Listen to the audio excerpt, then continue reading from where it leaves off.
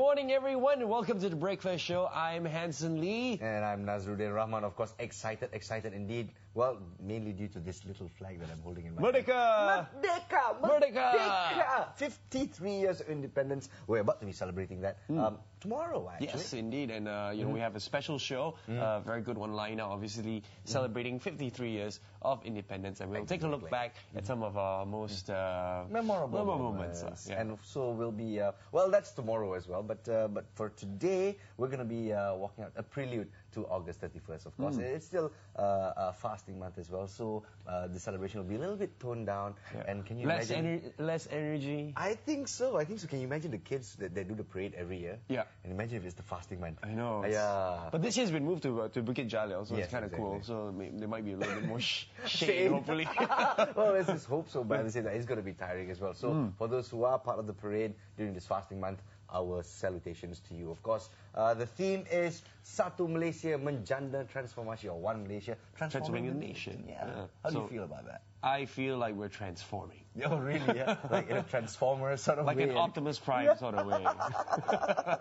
But no, goodness. it's a good theme, very appropriate in this current situation. Because last week we had some people from various organizations, and we talked about the unity, the one Malaysia concept. And the concept, and how celebrating this year, 16th September, is going to be Malaysia Day, and it's also a public holiday. Yeah, there you go. First time.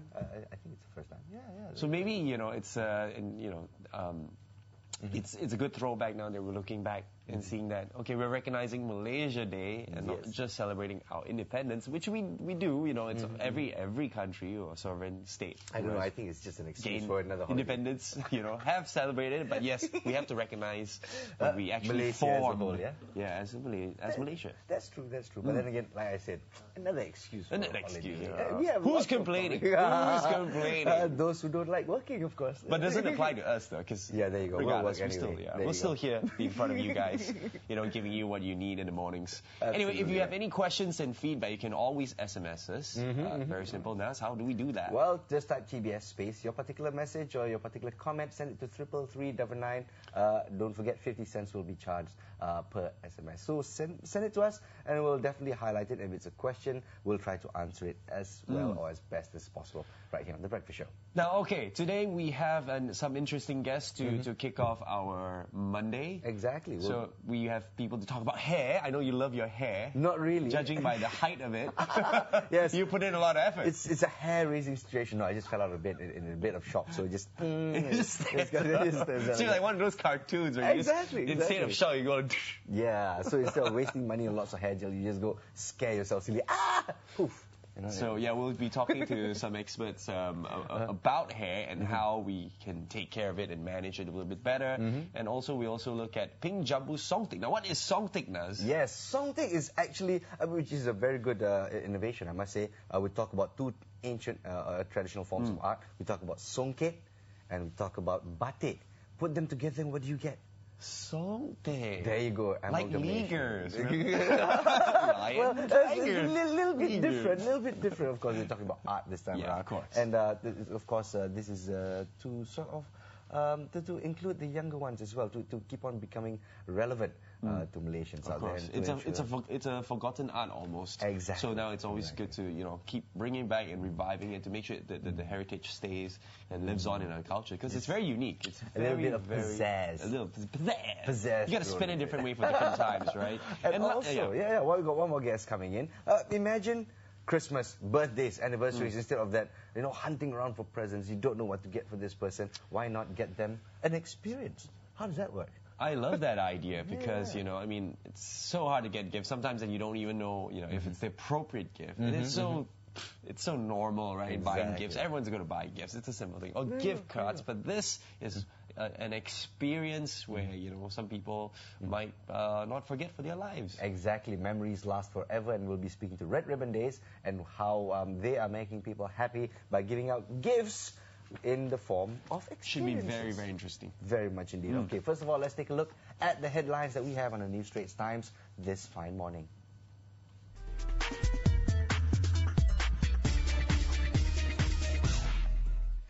right, it's a Monday, August 30th, and well, it's the start of the week, but still, let's start it off with some good news. For those of you who are lamenting the fact at 55 to retire, well, retirement age is now set at 60, especially for bank employees. 70,000 bank employees stand to gain from this move, of course. Local banks and the National Union of Bank Employees have agreed to raise the retirement age employees from the current 55 years to 60. Now, the key to this move started off by Malayan Banking, and hopefully the 9 local banks will follow the lead. Absolutely right. Continue to do so. The NUBE, or National Union of Bank Employees Secretary, Mr. J. Solomon, they of course have sort of evaluated the rationale for raising the retirement age. Now, retiring our skillful workers at 55 will create a vacuum, as they can still contribute to the industry, and of course would allow. Basically, the rationale is due to the present trend of late marriages. People are getting married later, getting kids later, and of course achieving financial independence later on in life. Of course, and also, I mean, this day and age, obviously, we know how inflation has been affecting each and everyone's lifestyle. Absolutely, and how we live. So, some it's not really a choice sometimes. If you want to work later, it's more of a necessity, and it's an essential way to support yourself. Because, as we know, we've spoken to people from EPF. They say usually people run out of from their funds within the first 3-4 years. Yeah, exactly indeed. So of course, let's give them a chance to build on that financial independence. Now, Malaysian Trades Union Congress, or the NTUC President Syed Shahid Syed Mohamad, said raising the retirement age of workers had been on the agenda of the NTUC for some time. His particular comment: he's not sure why bankers stop working at age 55. Singapore's retirement age is 60. Even Laos is at 60. So it's high time the Malaysian government took a look at this. And Malayan Banking Berhad, thank you very much for spearheading this change. And they're the first people to increase the retirement age from 55 to 57. This, however, is of course optional. It's up to the bank staff to decide whether if they want to retire at age 55 or they want to extend it to 60. To 60 years old, of course. Yeah, because for some people working after 25, 30 years, if they feel like they have enough. Enough lah.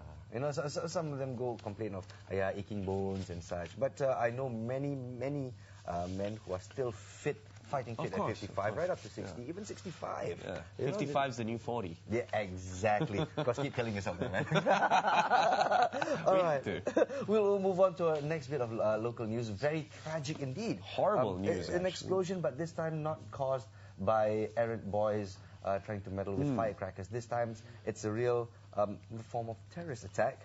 Parcel bomb kills woman. Now, that's the news on page 6 of Prime News. What do we have, Hans? It says here, 51-year-old woman was fatally wounded when her colleague left in critical condition when a mysterious parcel left on their employer's doorstep exploded. Now, the picture that we're showing right now is the blast victim, Goh Yong Sing.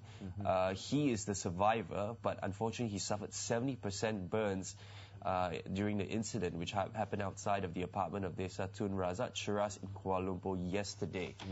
And now we fall onto the story. Yes, parcel bomb kills woman. And as I said earlier, Ng Siu Hon succumbed to her injuries several hours after both had opened the parcel, while Goh Yong Sing, 38, is now fighting for his life at the University Kebangsaan Malaya Medical Centre. Now, police later viewed the closed circuit television footage of a man said to be a regular customer of the employer's cyber cafe. Now, he was the one who placed the parcel on top of the doorstep, accompanied by 2 lemons. There must be some significance to the lemons. Well, here's the thing. My theory is the lemons were there to sort of hide the scent of the kerosene, because the bomb is made of kerosene and gunpowder. It seems the employee had detected the smell of kerosene and instructed his 2 workers to open the parcel. Now, that I find is just very irresponsible. Absolutely right. Now, you find a strange parcel in front of your doorstep. Yeah. You smell kerosene in it, And well, I won't open it. It doesn't take a genius to figure out that something is not right, and the right thing to do would be to call the police, call the authorities. Absolutely right. Now, of course, it's no laughing matter. The duo will rush to UKMMC in Cheras as fast as possible. But of course, like you said earlier, Hansen, one had succumbed from the burns and the explosion, while one still fighting for his life. Now, of course, police are questioning the employer, whose identity is kept mum for now, until a little bit more light can be shed on this case. I think definitely there was there's definitely malice in the intention of a parcel. No one just comes up and brings like, hey, check this out, I built this. Yes, they leave it on the doorstep. They just make a small bang, just a small one. Small indeed. Well, what the apartment in which the parcel was left was utterly destroyed, along with 4 other units in that particular condominium. Some of the windows were shattered, and some of the items outside the corridor was caught on fire. Yeah, exactly. So a little bit of mayhem going on there. A lot of mayhem, I must say. 5:40 a.m. Of course, Malaysians, our hearts go out to the deceased and to the other person fighting for their life. We wish them all the best. Speedy recovery. Speedy recovery indeed. And we'll move on to foreign news as well. Speaking of explosions, something did not explode after 400 years. we actually wish that it was this parcel. Exactly. It didn't explode for 400 years, but unfortunately it's not. It's the volcano at Sinabung, which erupted yesterday for the first time in 400 years. Exactly. Spewing a vast cloud of smoke and ashes into the air and sending thousands of people fleeing from their homes. Now, a red alert warning was issued after the Sinabung volcano erupted. Now, it blanketed the area in thick and acrid black smoke. And, well, we're looking at the fact that 9,300 people had been evacuated from several affected villages to towns outside a 6-kilometer danger zone, according to search and rescue team official Muhammad Agus Wibisono. The ashes had spread to a distance of 30 kilometers from the volcano. Many of the villagers evacuated were farmers, and they said the ashes had settled on their vegetable farms. Oh, goodness. Yeah, but good news is that there were no reports of any deaths or injuries. Due to the ash and the smoke. Face masks and medicine for respiratory infections were given out, and also tents and food were also being arranged for distribution to the evacuees. Now, evacuees from 18 affected villages are all doing well, and those who complain of breathing problems are at the moment receiving medical help. Now, Indonesia sits on the Pacific Ring of Fire, where the meeting of continent plates caused high volcanic and seismic activity, and it has more active volcanoes in Indonesia than any country in the world. Yeah, so now it's the warning level's been raised to the highest, but until they can assess further the situation, they'll only then decide to lower it down. Absolutely right. Well, it seems that the authorities have the situation under control, but if ever it were to escalate, of course, Indonesians can rest assured that Malaysians will be on hand to render any aid that's available. Definitely. I mean, despite what's happened... Despite what's happening. Yes, I mean, we're still in the same region. We still have good relations, and once again, Malaysians are carrying a lot. We'll be prepared to help in any way we can. Still on Indonesians, but now down under, Sydney. Well, here's the thing. We talk about yet another Indonesian riot. Thank goodness it's not here in Malaysia. Not Malaysia. It's in Sydney. And it says here, Indonesian crewmen riot at Aussie Centre. A group of Indonesian crewmen yesterday protested against their detention here, burning mattresses and paper and climbing onto the rooftop of the building they were being held in. Sounds more like a rock concert to me. A very rough and tough rock concert. Of course, the incident began at the Darwin Immigration Detention Centre in Northern Australia at 4 a.m. when 2 men climbed a tree and refused to come down. Now, we've got some footage over here. Magical footage indeed. Now, here's the thing. 97 Indonesian crewmen. They were, of course, convicted of smuggling, including human trafficking as well. I mean, bringing would-be refugees onto the country called Australia. Now, they were caught, and they were put in the detention centre. And, of course, in true Indonesian fashion, what else do we do? We riot. Yeah, that's what we do. And so it doesn't matter which country they're in. And the thing is, all it takes is just 2 guys. And it just starts off, and it just shows the sense of anger that brews very quickly, within the group. But then again, I mean, could it be because of the nationality as well? I mean, Indonesians are is it in the genetic makeup to riot whenever they want to? So I don't know. You know, there's not much science to prove that, but it seems from the trend of news that we do read out, it seems to be that way. But again, you know, I think they come from a very you know, they come from areas sometimes where they go through a lot. So they come to a point where nice. you know, just try to be, you know, giving a different perspective. That's true. They come from, you know, the very tough area. But, it's not, they don't have life as easy as us in Malaysia, comparatively. Here's a bit of food for thought as well. I mean, the trend of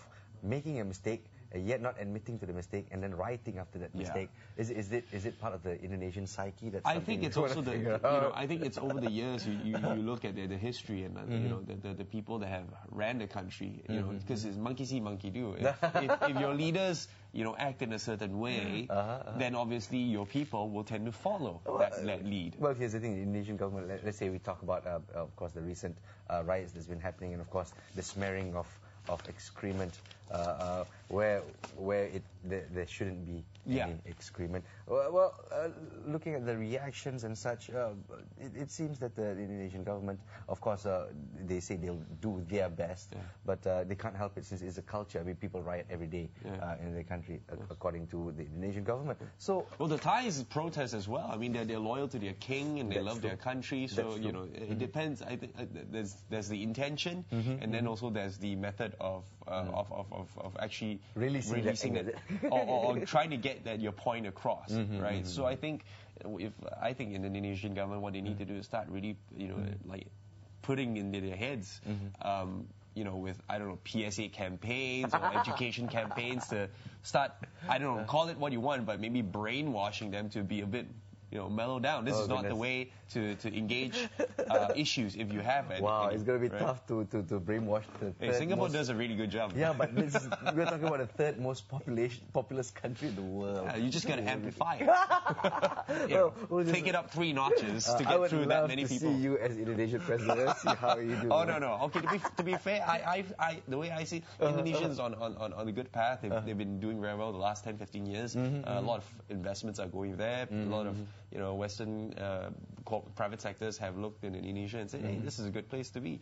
So they are doing something right, but the last thing is always the mentality of the people. Yes, exactly. Because that's the hardest to change. Absolutely. So that will take a very long time. Well, thank goodness there's 97 people at an Aussie detention center, not Malaysian one, because there's going to be a big furor if it was here. Oh, we don't need that exactly. at this point of time. All right, Australians, this time it's Let your us problem. celebrate, you know, Hari Raya and Merdeka on a peaceful note. And absolutely right, absolutely. But then again, we're going to celebrate it with a little bit of heartbreak. Of course, we refer to the World Championships, World Badminton Championships, that of course is recently happening in Paris. Yeah, and well, our top doubles team.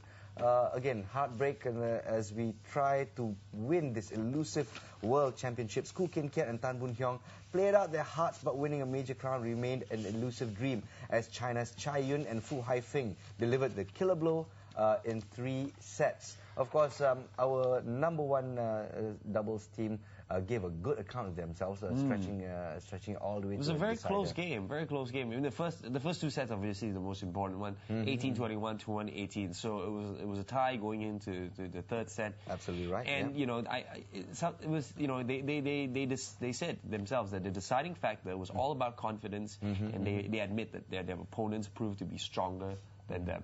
So I think this is more of I think skill-wise, we are definitely not any less. Yep, absolutely right. Compared to their opponents, but I think it's a psyche, the psyche part that they really need to work on. Prior to this particular match, they've had a better head-to-head record against, of course, Chai Yun and Fu Haifeng. If I'm not mistaken, they've won 5 times and only lost 3 times to this pair. So, well, it was maybe a little bit of overconfidence. You never know. But of course, still our hearts go out to you. Or the lack of it. You know, it can go either way. But you know, this is the 4th time a Malaysian pair had fallen the last hurdle, with Razif Jalani Sidek falling back in 1987, and Chia Soon Kit was denied twice, 93 with Su Bing Kiang, and 97 as well with Yap King Hock. Yeah, there you go. Elusive. Still elusive. We're just trying very hard. Just not our luck. No, next time, we bring a contingent to the World Championship, we must bring a bomo. True Malaysian fashion, we must bring a bomo. And I'm sure you have on your handphone quite a few, right? God, hujan punya ada, you know, different. Do they specialize? I'm just curious. Yes, they do. I think, yeah. Right. Oh, I only deal with the weather. I only deal with like revenge and stuff. You know, that's going into the realm of speculation. So let's not go there. But at the same time, well, that's all the time we have for news today for you. And well, our hearts go out to our doubles team for a hair-raising thriller match. Good for you guys. But when we do come back, well, speaking of hair-raising, we'll cover the do's and don'ts of hair care. And speak to an industry expert on the science and art of hair. The details when we come back. Stand a chance to win PS I Love You compilation as we are giving out these albums of love all this week. Make sure you stay tuned to The Breakfast Show and wait for the cue to email us. Eating too much tortellini. Hitting the local cinemas 2nd of September, Drew Barrymore and Justin Long stars in this romantic comedy movie, Going the Distance. We are giving away the movie passes and exclusive merchandises. This contest runs all week long, so keep watching for your cue to email us. These mashed potatoes are amazing. Now you can send us your comments, feedback, even questions to our guest. And we'll get it done immediately, just by using your handphone. Just type TBS space and your message and send it to 33399. And we'll try to answer all your questions before the end of the show. Each SMS received will cost 50 cents and are available on all mobile networks. For more details, please log on to www.ntv7.com.my. I think Merdeka is a very special occasion. We get to celebrate our country's independence and of how our leaders have expressed themselves in leading our country to independence in 1957, August 31st.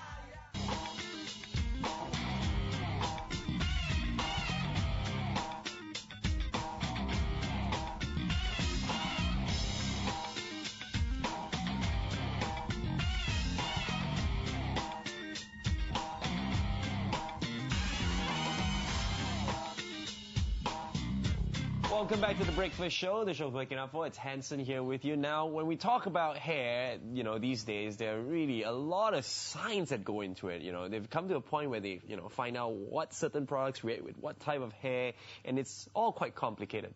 But do not fret, because today we have an expert here with us, and we're going to talk about the science and art and how these two come together, and how it works for your hair. And also, for those of you who didn't know, there is a Malaysian Hairdressing Association, and with me here today is Billy Lim, the president of Malaysian Hairdressing Association. Good morning, Billy.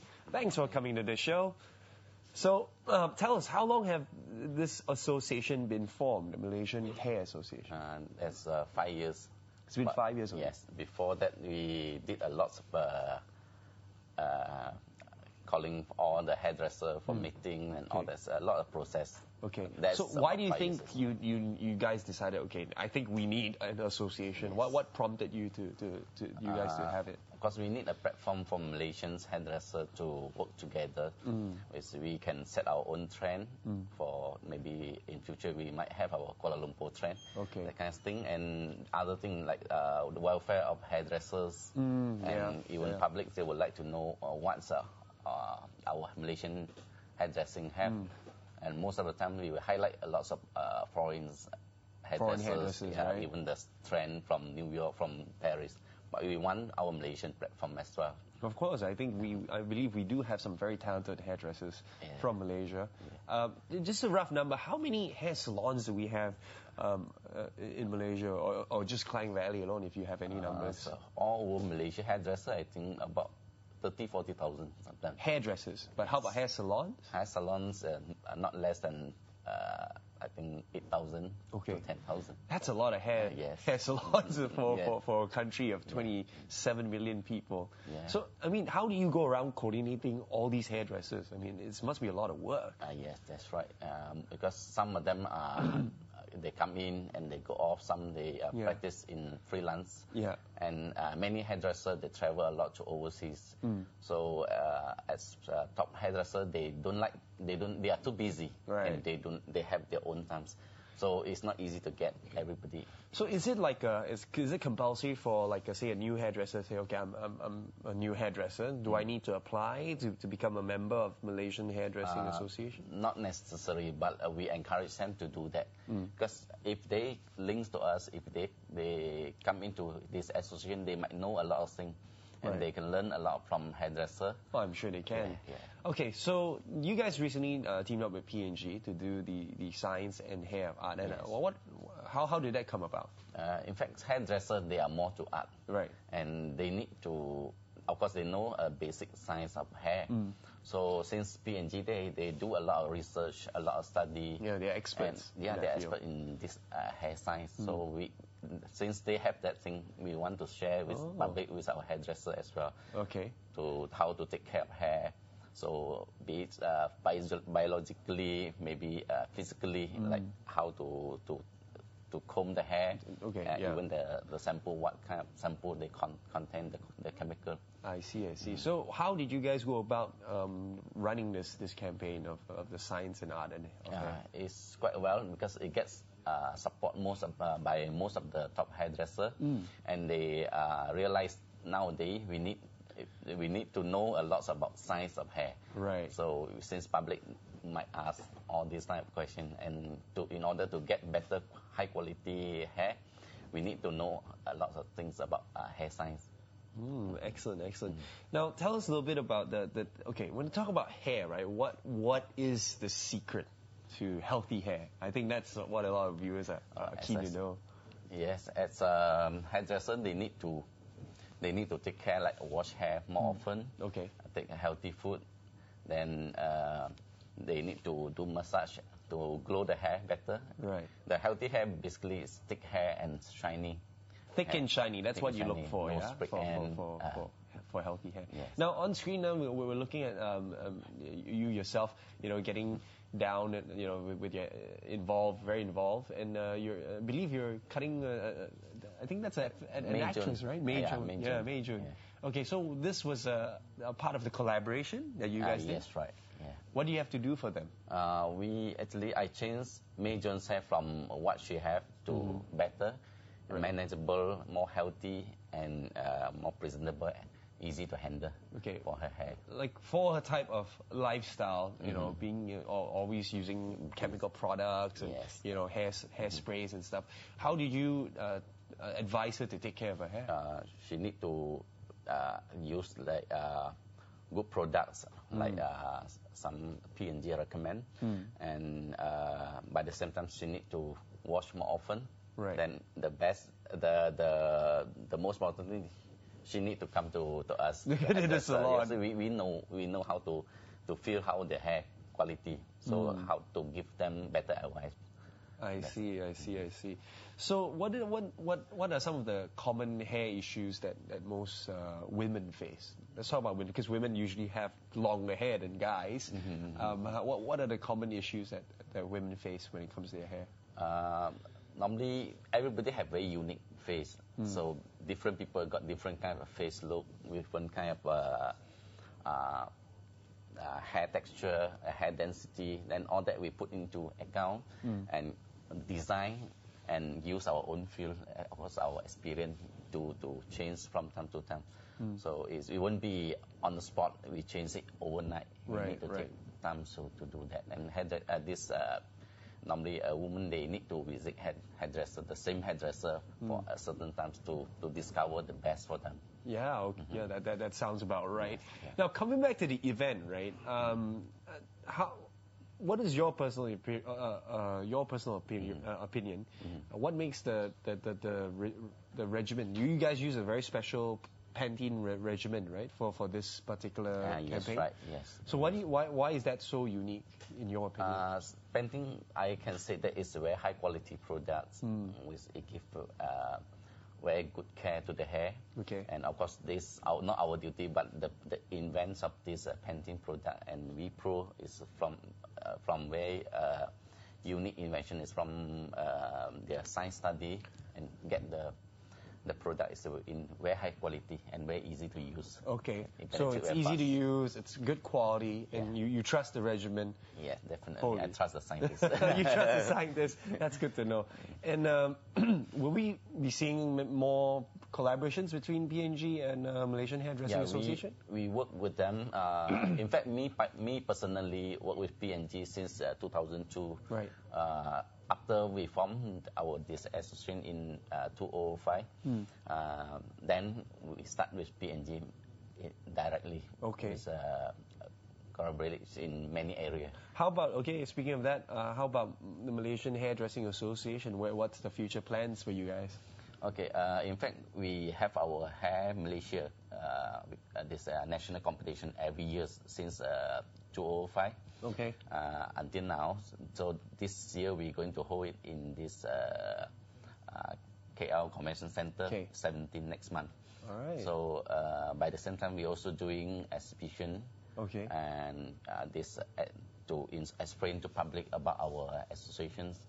And we do have this hair gala show every year since 3 years ago. And this year we're going to set, and very first year to set our Malaysia trend. Okay. The trend is called 2011 hair trend for Malaysia. 2011 hair trend. Sounds like you guys have a lot on your plate going on. Yes, and, yes. You know, I want to thank you once again. We're running out of time, but thank you, Billy, for coming on the show. Wish you all the best, and wishing MHA all the best as well. Yeah. Now, we've talked a lot about hair. Hopefully you've learned a thing or two about how to take care of your hair, and also some of the things that are coming up if you're interested. You know, do look up, watch out for the national competition that's coming up, and there's going to be exhibition. For more info, you can check out the screen. You can get all that info over there. In the meantime, we're going to take a short break, but when we come back on the Breakfast Show, traditional art meets contemporary innovation, as we feature work of art that combine elements of songket with batik. Merdeka means to me more like holiday. Merdeka especially makes all the nation proud of themselves, and also the leaders. So that's why I love Merdeka. Welcome back to the Breakfast Show, the show worth waking up for. Yes, as Hansen gets excited this Monday morning. Yes, tomorrow is Merdeka. It's 10 minutes after 9 a.m. And of course, we're still talking about crowning glories. Yeah, do you learn a thing or two just now from the interview? Just a little bit. But, and here's the thing, I didn't realize that taking care of hair, you need such a strict regime. Yeah, I know. You got to follow a strict regime in order to have that the kind of results that you want. You know, Malaysians. It's like hair fitness, right? Yeah, but Malaysians, you know, they don't go for all these rigid regimens. You know, that's the problem. That's the thing. We have to build that kind of that Discipline, habit, that discipline to keep keep up, keep it up, keep it up. I mean, look at Hansen. He's always Look at looking my so hair, pristine. man. Yeah, there you go. It's But so thick.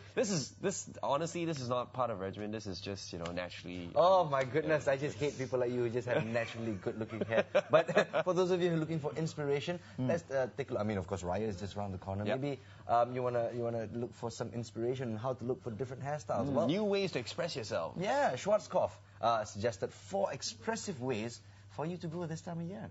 Along with it, they also launched a hair product to break the barrier of the mundane hairstyling routine. So with these 4 new looks and products, we can explore different styles to fit different personalities. Well, we'll just Like take you a and look. myself. Let's see what fits you. Gregarious personality, you. Take it away.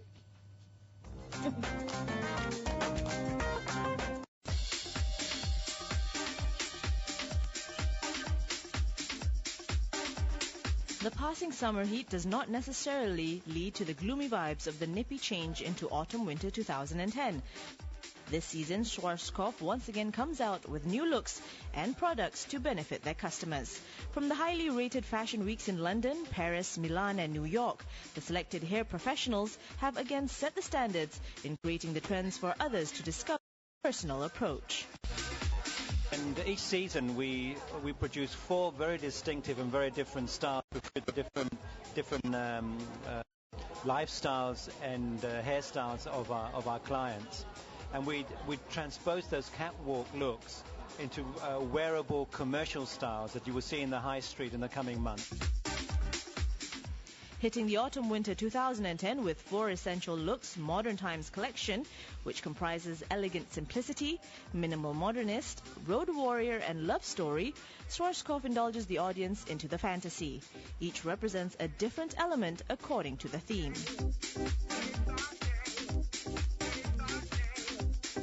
The hair is equally womanly, traditionally styled, updated with flawless condition and polish.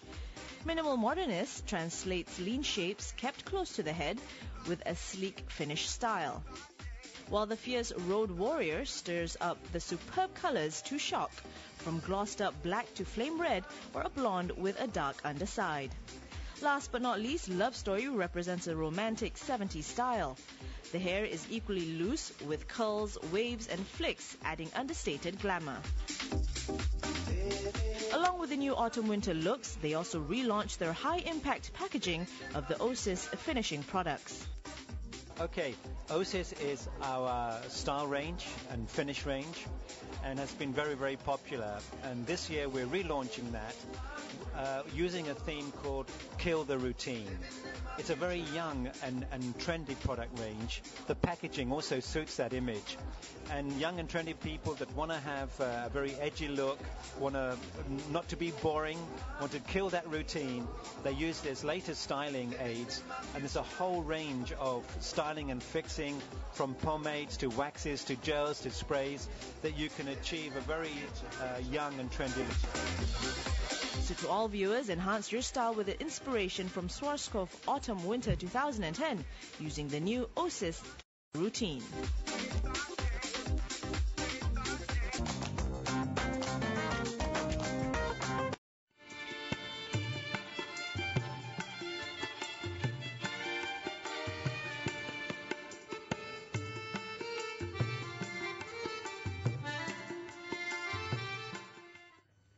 Welcome back to the Breakfast Show, ladies and gentlemen. Yes, we showed you some styles that you can maybe emulate during this Hari Raya celebrations coming up very soon. But first of all, we'd like to say here on the Breakfast Show, we salute the efforts of craftsmen of all the disciplines to push barriers and to continue innovating their art, and so making a concerted effort and to continue to be relevant to a modern Malaysia. We feature a collaboration of 2 ancient art forms, Songket and Batik. And right here, live and exclusive on the Breakfast Show, I present to you the beautiful, beautiful Songket. To speak more on this new innovation and its rationale as well. Ladies and gentlemen, please welcome, first of all, Yang Mulia Tengku Marina Tengku Ibrahim, who's the CEO and Design Director of Pink Jambu, and Dr. June Ngo, who's the Textile Design Director with Royal Terengganu Songket, and also she's the Deputy Dean of Faculty of Applied and Creative Arts of University Malaysia Sarawak. Yeah? Thank you very much for making some time with us this morning. And I must say, I'm a big fan of Batik and Songket, and it's great that you've actually, applied them both together to come up with something very simple, tells a story, yet very minimalist as well. Is this what Pink Jambu is all about? Yeah, Pink Jambu has always designed pieces of fabric that is more minimal. And for Songtik, we wanted it to be based on the story, the local story. But we chose the 3 flowers, the Malaysian flowers, which is Malur, Jasmine. Malur is jasmine, and Kenanga, which is ilang-ilang, and Cempaka is Cempaka, because all these 3 flowers have been used for decoration, medicinal, and entwined purposes, with the Malay heritage. Correct. Right. We'll go more into the designs as well. But first of all, let's talk about the collaboration itself between, of course, the Royal Terengganu Songket and, of course, Pink Jambu as well. How did this idea come about? Dr. June, would you like to? Well, it started a year and a half back, I think, when we were working on the book, producing Songket, and Tengku Marina was the fashion designer. The book is entitled Songket Revolution by Yayasan Tuanku Nur Zahira. So we, and actually Tengku Marina, her interest in to know the technique of Songket as well. She actually flew down twice to Kuching. Yayasan Tuanku Nur Zahira has 2 workshops, one in Terengganu and one in Kuching. She came by and she looked at it. She studied it twice, I think, and then after the 3rd time, that's how this project first started as well. So what was the motivation for you to come forth with the design and of course to collaborate? Because I thought that it's nice to use these two crafts together for the fashion pieces that we did for the book. And we thought, okay, maybe let's produce some, like shawls for this collaboration. Do you feel that our national heritage needs a little bit more exposure, a little bit of contemporary pizzazz, let's just put it that way? Do you feel that our youngsters are more and more forgetting this ancient Yes, they are special because batik itself, takes many hours to produce, as well as, of course, songket. And it's all hand. Yeah, it's hand done. And the young need to know and need to use it as well. We are trying our best. It started off wanting to actually reach to more people. But at the end of the day, it took so many hours, man hours, to complete this lovely shawls. Therefore, the price is still quite high. But it is our... we were discussing earlier also that it is our ultimate aim is to actually get it worn by many, many people. But of course, not forgetting the standards. That's been set a long time ago. So in terms of songket as well, do you share thoughts with, of course, Tengku Marina on how the art is dying?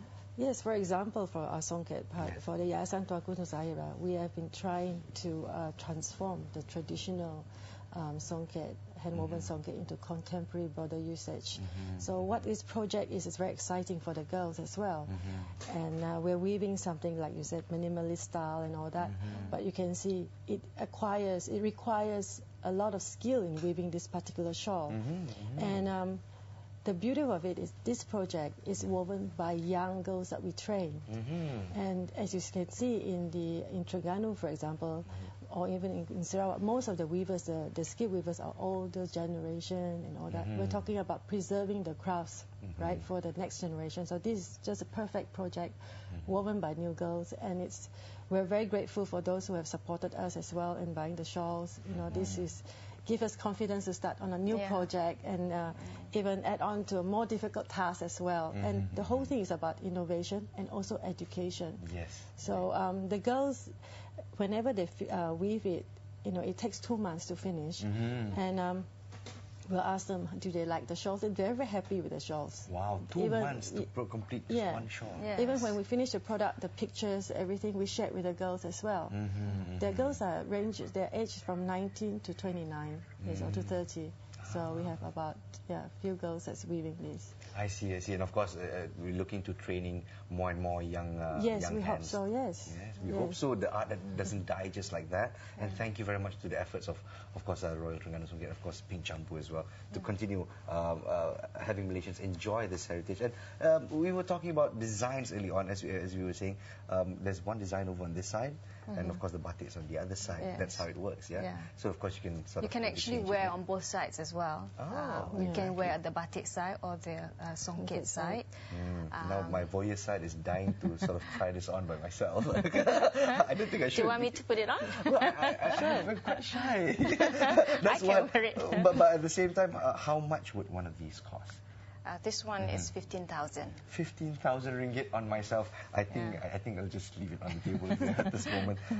And looking at the fact that it takes 2 months to make. But not forgetting the design part has been thought about a year ago. A year ago as well. Yes, and the illustrations and the actual doing takes 2 months. But the design concept actually it's been a year. Even the graphs and all. Wow, why so long? I mean, if you don't mind me asking. Because I think when you want to do something good, you have to spend time, you have to do a bit of research, and the story and the concept must be meaningful enough to come up with, I think as a designer, that's my area, where I want to design something that is more meaningful. And when we produce from A to Z, it's all like calculated. Yeah. Well, it's truly a work of art when we talk about songket and batik, isn't it? And if we were to talk about the designs, as you were mentioning earlier, the three flowers, cempaka, kenanga, and melo. Is there any reason why you chose the three flowers? Because of course we felt that these three flowers we do use in ceremonial occasions, weddings, and then also, like for example, melo is used by everybody, the Chinese, the Malays, the Indians, for their own ceremonial occasions. So why not use these flowers? And it has got beautiful scents. All three of them got lovely scents, and especially the ilang ilang. I think it's used in perfumes as well. If I'm not mistaken, ilang ilang is known as in Malay culture as the seductress. Correct. Is that true? Is there a story behind it? Can you share with us? Maybe usually when during I think for marriages, they would decorate the married couple's bed, matrimonial bed with these flowers. And I can just imagine the old time Melayu ladies who go, that sort of thing. And of course, it's illustrated in the songket design. So, are the roles sort of segregated? That means, Dr. June, you are songket specialist, and of course collaborating with the batik specialist, and this is the end result. Yes, the motif actually comes from Tengku Marina, from Ping Jambu, and what we do with one motif for the songket part, we have to do it something that is workable for weaving. At the same time, we'll do the placement suitable for a shawl, and the idea is we're trying to show the craftsmanship and all that. So in each and every shawl, again, we will feel they're all different textures, different types of yarn. So that's R&D coming into it, keeping it the same shape and form that is illustrated on the graphs. There's a lot of calculation involved.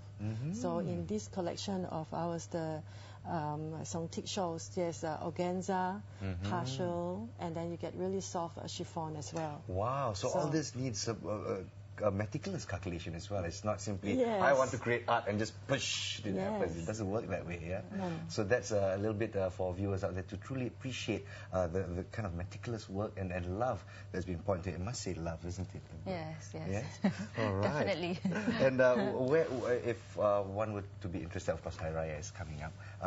Where can somebody indulge in this? Of course, where is Ping Jambu located?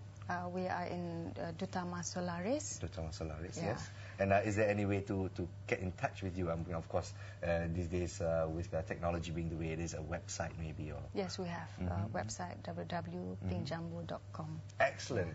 Everything's so simple now. They just type it in the computer, and the information's there for you to savor. And also, let's take a look at some of the designs that Ping Jambu has. And we'd like to really thank, of course, first of all, Royal Trungkana Songket, as well as the collaboration with Ping Jambu, for continuing to fight on and to ensure that our heritage is being kept alive. And for our viewers out there, remember, Hari Raya is coming up soon, so if you've got 15,000 to spare, maybe just drop by Ping Jambu and you can keep it for a lifetime. For a lifetime, It's supposed to be durable as well. Songket's supposed to be durable, and you mix it with batik. I think it's really beautiful, and honestly, a good blend, a good merge of two heritages coming into one. All right, ladies and gentlemen, that's all the time we have. Ladies, thank you so much for sharing your craft with us, and may you continue to inspire younger generations to come. Thank you for inviting us. No worries. Of course, we're going to be taking a short break right here on The Breakfast Show, and I'm going to put this away before I start creasing a 15,000 ringgit work of art. But, when we do come back, we've got some additional stories for you as well. So don't go away, we'll be right back. 18 months after coming to Malaysia, Tattoo Maestre Ed Hardy, of course, expands his edgy fashion label and launches an outlet in the heart of Subang. Plus, Shutterbugs rejoice as Samsung offers its latest in imaging technology with brand new features that's guaranteed to be a hit with the whole family. Now, all this and more only on The Breakfast Show. Stay with us. We'll be back right after this. Stand a chance to win PS I Love You compilation as we are giving out these albums of love all this week. Make sure you stay tuned to The Breakfast Show and wait for the cue to email us. I'm happy about Merdeka because it's our national day and we get to wear our own national clothes on school too. Dive into the world of love with 50 unforgettable memories of love songs in the P.S. I Love You album. If you want to get your hands on this album, all you have to do is answer this question: true or false? There are 50 songs in P.S. I Love You album. Complete this slogan: I love watching The Breakfast Show because in not more than 20 words.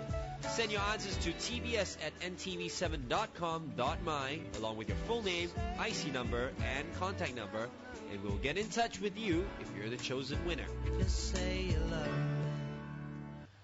Is it the season of love already? Yes, P.S. 我爱你 Yes, get the CD right here, right now. Oh, that's all I know. That's it. Right? You sound like that guy who sell the, the pirated CD on the, really?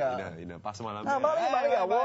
我爱你 Of course, send your answer to tbs@ntv7.com.my with your full name and IC number as well. We'll get back to you if you're the chosen winner. Nas, are you a fan of tattoos? Me, myself, and I? Well, I would love to have one, but I think God would be really angry if myself as a Muslim. Muslim. You can't, right? I You're can't. Forbidden. Absolutely but you know what? Right. We have a solution for you. Really? Yeah. Now, please do share. Well, you know this brand, Ed Hardy? Yes, I do, and of course... They make clothes with lots of tattoos on it, so if you just buy the clothes, it's as if like you have tattoos on your body. Well, at least that was the concept they were going for. Yeah, exactly. But then again, I mean, Don Ed Hardy, of course, he's made famous because of his tattoos, and he's come up with his own fashion brand. 18 months here in Malaysia, and now they've decided to open its third outlet. So far, Ed Hardy, lots of supporters here. Yeah, definitely. Let's take a look at the new outlet.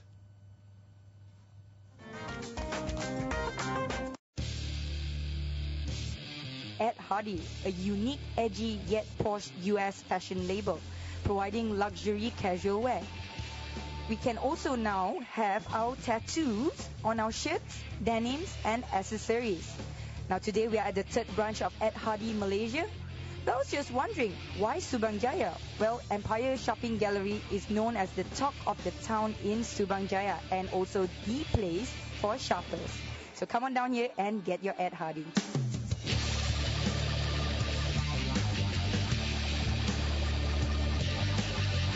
The man, Don Ed Hardy, became famous for his tattoos, but the clothing brand based on his work had made a big mark in the fashion world. Today, Ed Hardy is even seen on the red carpet, worn by celebrities such as Madonna and Fergie, as well as sportsmen like David Beckham. Well, Ed Hardy, as you know, is a brand that is heavily inspired by the tattoo art of Don Ed Hardy, who is also known as the godfather of tattoo. And so renowned fashion designer Christian Audigier then used the artwork of Don Ed Hardy and created a whole variety of lifestyle products with the art.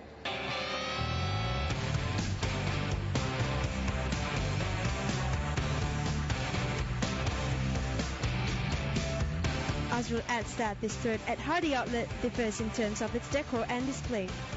Plus, new designs and products are put on the racks every 2 to 3 weeks, so you're guaranteed of the latest fashion. With this particular outlet, we have a unique retail concept with it, because as Ed Hardy has grown to become more than just a fashion apparel, it is a lifestyle brand. To reflect this, this store, if you can see behind me, is there is a customized bike, courtesy of Red Garage, which is a custom motorbike workshop.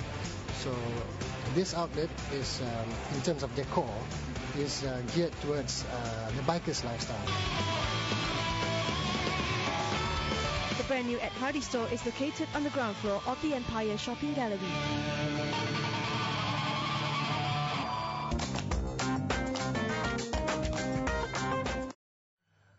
So are you into the motifs? Are you into the motifs? I'm not a fan of Christian. I can't even pronounce his name because it's so French.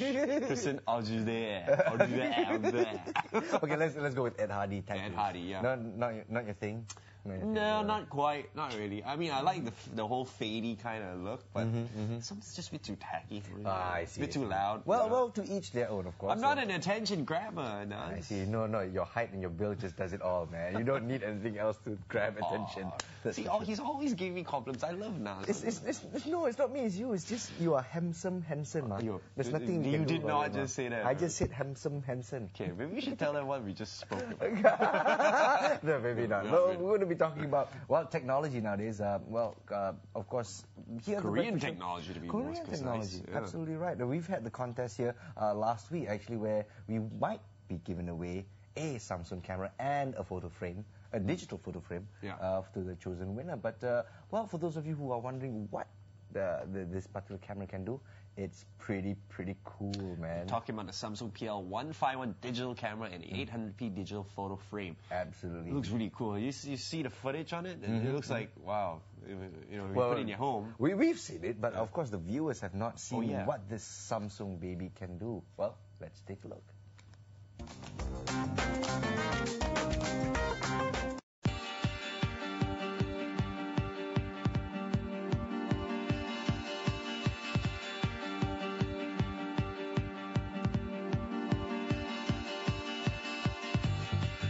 Taking photos and sharing your memories with your loved ones are now easier with Samsung innovative products, and they are making it even more fun. This is a 12 megapixel digital camera which has a dual screen.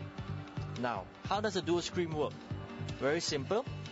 Press a button and you'll be able to see a front LCD.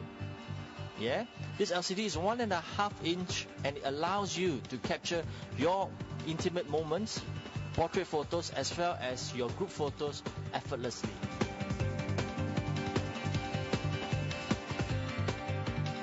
Not only that, it also has a children mode where it has cartoon to be shown at the front screen, perfectly to be used when you are taking photo of your kids. And with tilt back body, it makes easier than ever to take self-portraits without the use of a tripod. After taking photos, you now can instantly share them by simply plug in the memory card in the digital photo frames. This photo frame comes with 8-inch of LED backlight screen to get the best picture quality and low power consumption. It also comes with 2 gig built-in memory to allow you to store up to 6,000 of picture.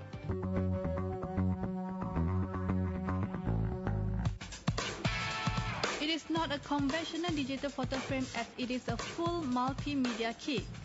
You can view your photos with various types of slideshows, single photo with time and date, multi-view of photos, or even with calendar systems. It is not just limited to that. Samsung adds more fun by enabling playing music and video, Bluetooth function, and USB connection for data transfer.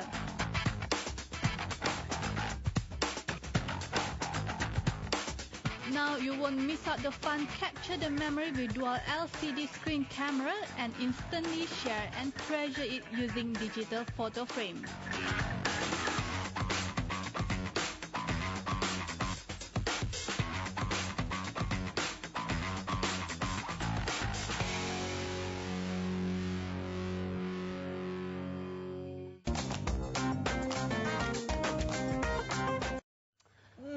Cool, right? Yeah. If you've submitted your entry to our contest last week, you'll be walking away with those babies if you're the lucky winner. Our team will be contacting you if, again, you're lucky enough. Yes, there you go.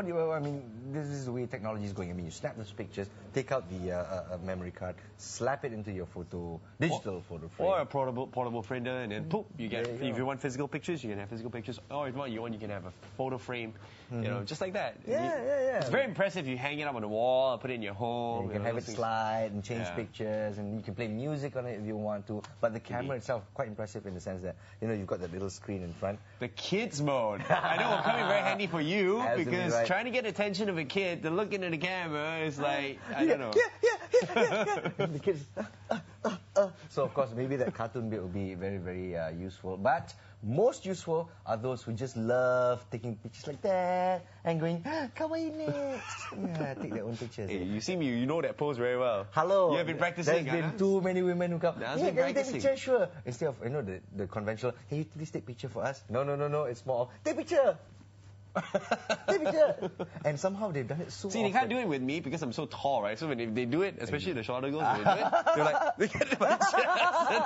No head. So they have a nice picture of you and Hansen's armpit. No? Them and Hansen's armpit. Yeah, that's what everyone's going for. Yeah, not cool. But they're so good they can do that and take a picture and have it come perfect. They know the framing already, you know. Of themselves, though. Yeah, exactly. The best ones if they've already figured out every possible angle they take, and they know which one's the best, and they just keep taking those.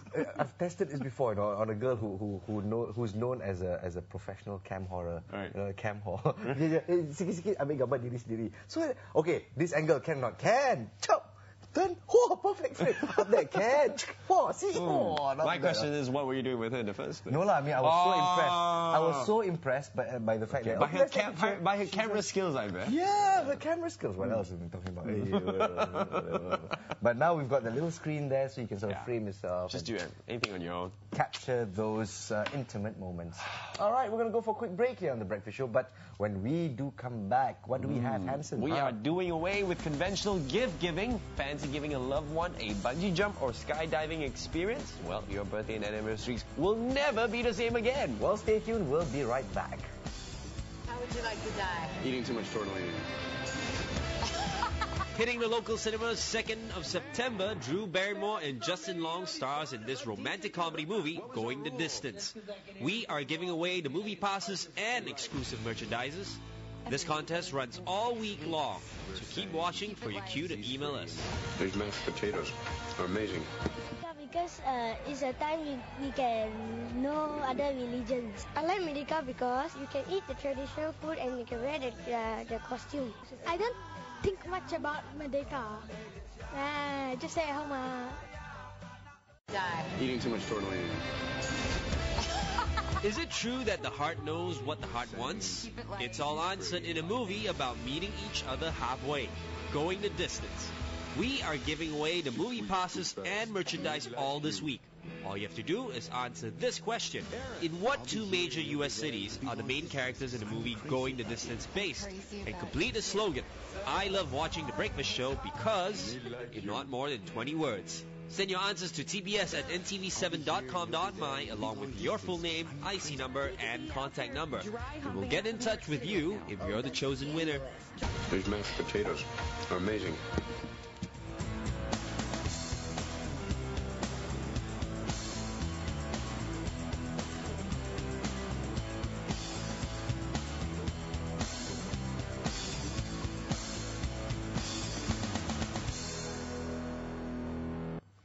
Hansen. What's up, Nas? When's your birthday? Coming up, actually, September 9th. Really? Yes. It's coming. Oh, what would you like for your birthday? I want to, like most people, you know, for birthdays, I don't want a gift, man. I want a memorable experience. You want a memorable experience, Yes. and lucky for you, here in Malaysia, now you can order such a thing. Yes, we are talking about Malaysia's premier or very first people who are providing experiences for gifts. Instead of the conventional, nicely, here's a snow globe. Let me wrap it up. But yet they still call themselves Red Ribbon Days. Yeah, I know. So, you know, it's kind of like wrapping up this experience and giving it to you. Nicely in a done, sense. nicely done. So let's speak to the people behind this brainchild, Malaysians one and all, and it's a one Malaysia concept, as you can see. Let's, of course, give a rousing welcome to, first of all, Srin Wong, who's the founder and Chief Experience Officer. I like that. We've got Ming Ni, Chief Corporate Officer, and Nick Ramli, who's the Executive Experience Officer. And, well, experience being the keyword. Ladies, welcome to the show. Good morning. Good morning. I love your titles. Can I have one? Well, you're in red as well. How about that? Consultant. An experienced consultant or something. And here's the thing. I mean, we were looking at your dossiers, and we understand. We sort of put two and two together, and you guys must have met when you were in uni in Melbourne. Yeah. Yeah, and tell us about your unis. How did you guys How did this idea together? conceive? Yeah. I think it was back in 2007 when I was making plans to come back to Malaysia, and at the same time, I don't want to work 9 to 5. So I was playing on the idea of, you know, doing something that is fun, interesting. So just doing research online and stumbled upon this brilliant concept, which is really popular in UK and in Australia as well. So got the idea, do some groundwork, approached to my besties and friends in uni, and sold them the idea. And very fortunate, they were like They have no qualms about it. Okay. And jump on board with me, and we just do it. And this was fresh out of uni, or you guys had some experience outside in your respective Yeah, industries? we were all working in various different industries. Yeah. What were you doing before this, Sri? I was more in the corporate industry. I was doing a lot of marketing, business development. My background is actually more in information system, where I did IT and stuff like We that. have something in common. Yeah, so something common. So we both do not doing stuff that is relevant to our industries. How about Ming? Yeah. I'm the number person. I was working in a bank in Melbourne for a few years. I see. So I'm the, but after Red Ribbon Days, I just realized that I have another side of Ming, which is the exciting, the crazy one. the crazy one. She was always boring, huh? Really? Okay, so we've got numbers, we've got the founder and yourself. Nick? I had a bit of media and a bit of business consulting background. So yeah, it was kind of boring work, but that's why when Shervin proposed the idea, you jumped on it. Yeah, exactly. Exactly, and of course you see an increasing trend, Hansen, of young people, of course, fulfilling or finding their careers unfulfilling and deciding to strike out on their own. Was it scary starting off on your own? The thought of it, yes, it is. The mere thought of just like leaving, coming up from your comfort zone to do something which is totally different from what you were doing before. Risks. That is a big jump for us, and for both of them to actually just quit their stable job and just do this crazy thing with me. Imagine if it didn't work out. Shit, I kill you. Yeah, I was like, I'm not responsible for anything. No shopping for a few years. Okay, so that was 2007, and it's 3 years down the road. How have you guys been doing? Red Ribbon Days. How's it growing? Okay. We look at the visuals right now. These are some of the experiences that Red Ribbon Days provide. Right. And you actually document them as well? Yep, this one was actually in conjunction with our Merdeka Day bungee jump. Okay.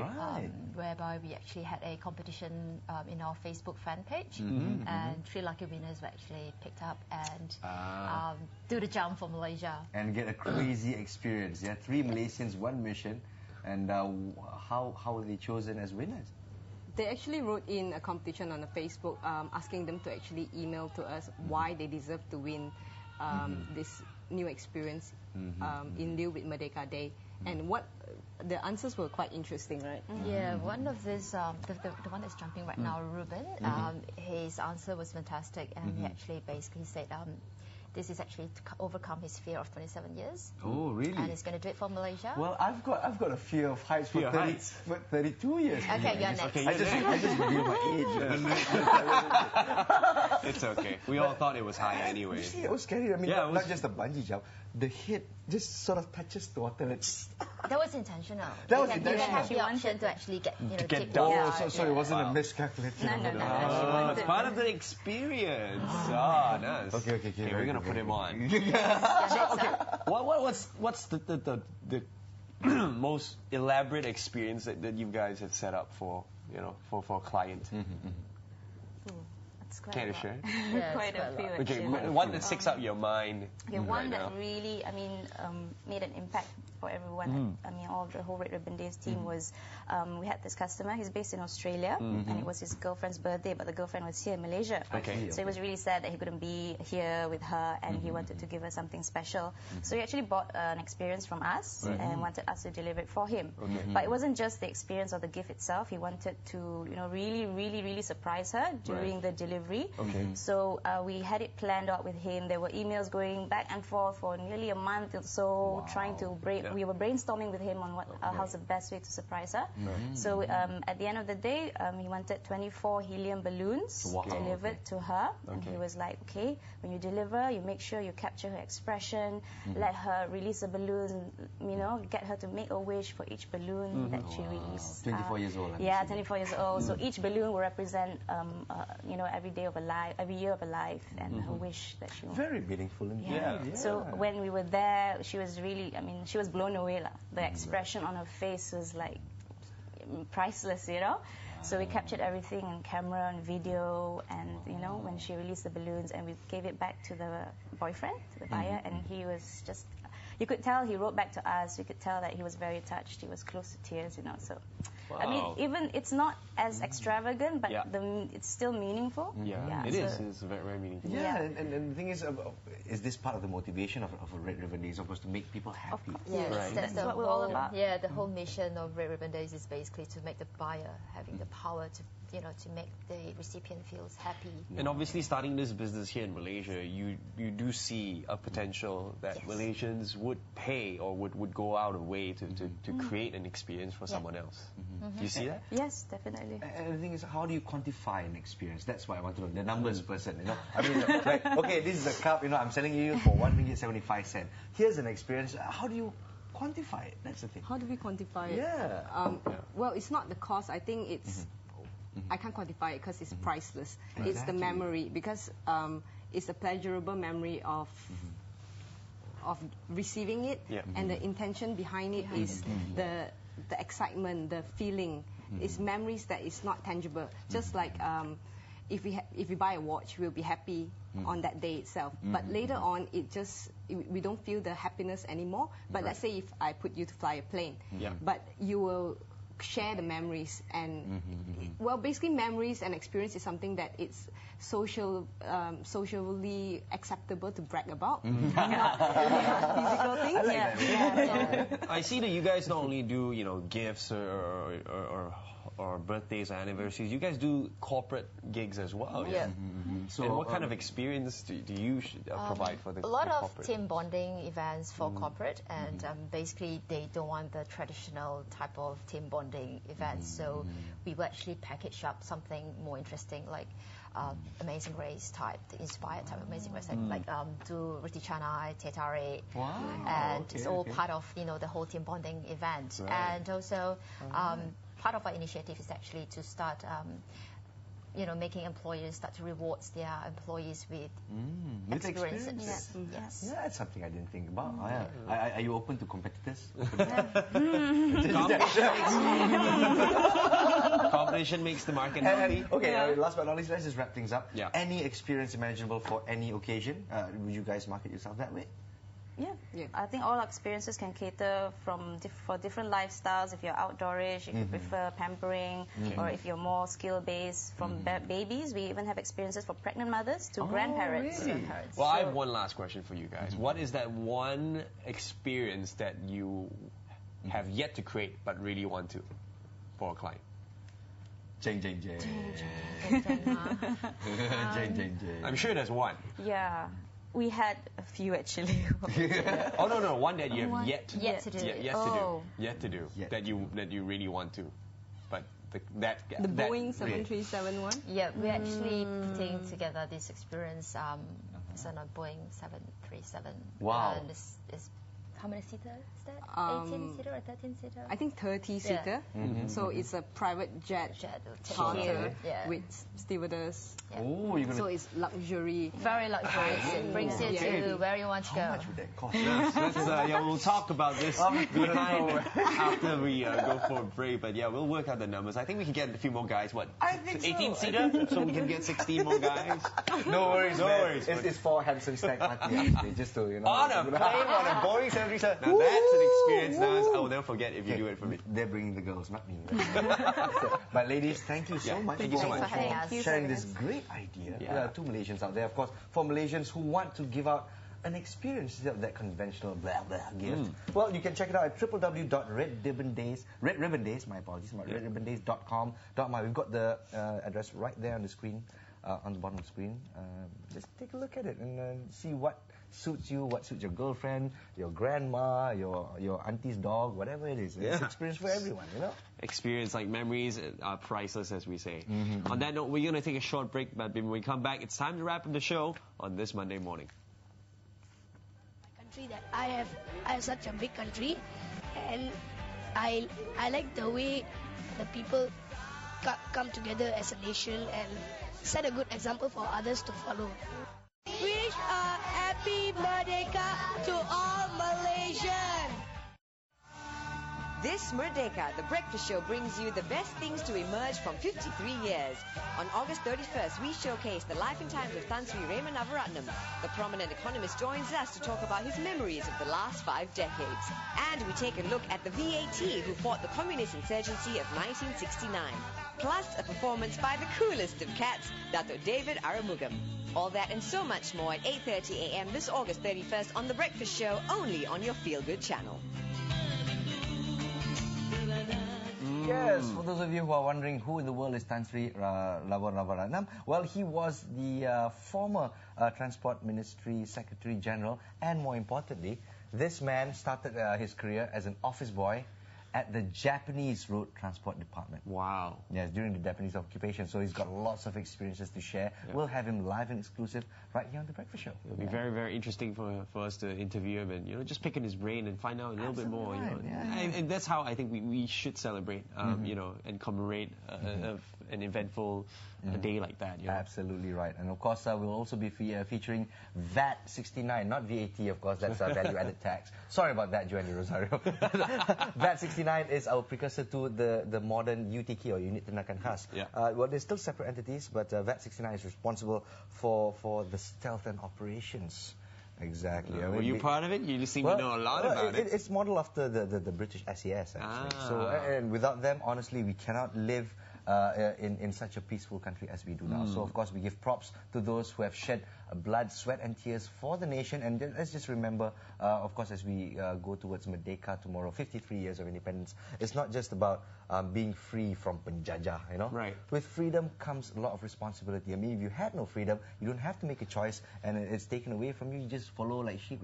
But now we have freedom, we have choice and consequences of choice. And now I think, after 53 years, it's time to reflect on what we're doing with this freedom and where we want to take it. Absolutely right. Yeah. But last but not least, on our show with us, we have a special performance from legendary Dato' David Arumugam, Alley Cat fame, and of course we'll find out more about his colourful career. All this live on Merdeka Day, 8:30 a.m. You don't want to miss it. Absolutely right. Of course, with us, Hansen Lee and Nazri Rahman signing off, we're saying Selamat Hari Merdeka. Merdeka! See ya. Maybe I'm not so tall, maybe my country's small, maybe peculiar, but I'm Malaysian. Maybe we fight sometimes, but then we compromise. Maybe we're not the same, but we're Malaysian. Jaywalking seems to be the norm. Pedestrians give their way to the drivers. It's always so hard. Oh, then here comes the storm. Through the